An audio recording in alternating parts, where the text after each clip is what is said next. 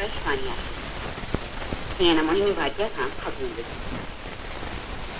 Smuggling करण ऐं बिना हिसाब किताब मिलकियत रखण जे तुहमतुनि हेठि अंदरूनी सलामती कायम रखण वाले कानून हेठि इतिहास की एक निर्मम घटना ने इन्हें पुश्तैनी घरों से उजाड़ दिया और ये लोग यहाँ आए।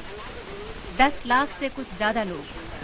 मगर ये देश तो पहले भी उनका ही था। आज भारत में 20 लाख से अधिक सिंधी हैं। भारत उनका देश है, उनका राज्य है।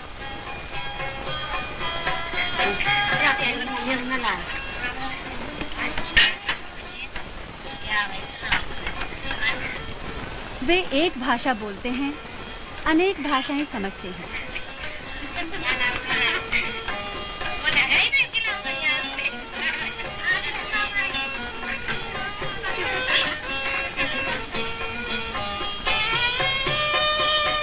इस विशाल देश के हर हिस्से में वे बसे हुए हैं।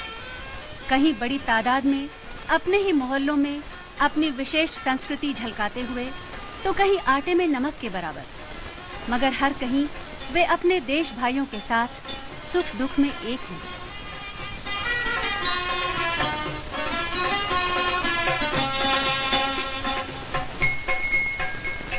यहाँ वे व्यापारी नहीं, निर्वासित बनकर आए थे।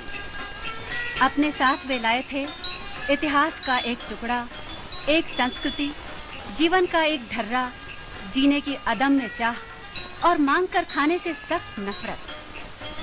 तब से लगभग 3 दशक होने वाले हैं। बीच के ये वर्ष कठोर परिश्रम के वर्ष रहे हैं और विभिन्न क्षेत्रों में उनकी सफलता कोई मामूली नहीं है। खासकर ये देखते हुए कि उन्हें प्रायः खाली हाथ शुरुआत करनी पड़ी थी। कल का फेरी वाला आज फैक्ट्री मालिक है। कल जो बच्चा सड़क पर चीजें बेचता था, आज सफल सेल्समैन है।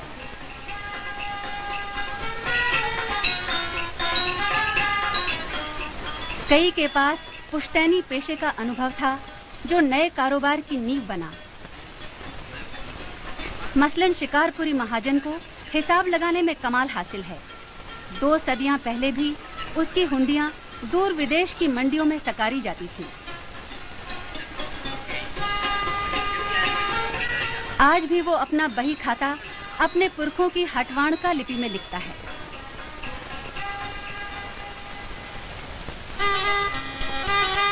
इनमें से अधिकांश ने आधुनिक जीवन के अनुरूप अपने को ढाल लिया है, नए धंधे व पेशे अपना लिए हैं।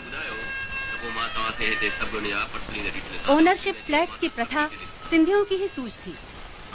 आपको 2 बेडरूम 3 बेडरूम चाहिए, तो इसमें सतना बिल्डिंग में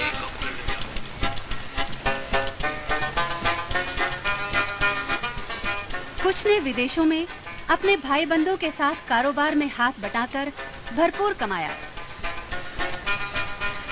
धनी सिंधियों की गिनती एशिया के दोनों हाथ कमाने, दोनों हाथ लुटाने वालों में होती है। पापड़ खप्पे जरूर। सिंधी पापड़ जैसा ही नमकीन है सिंधी जीवन।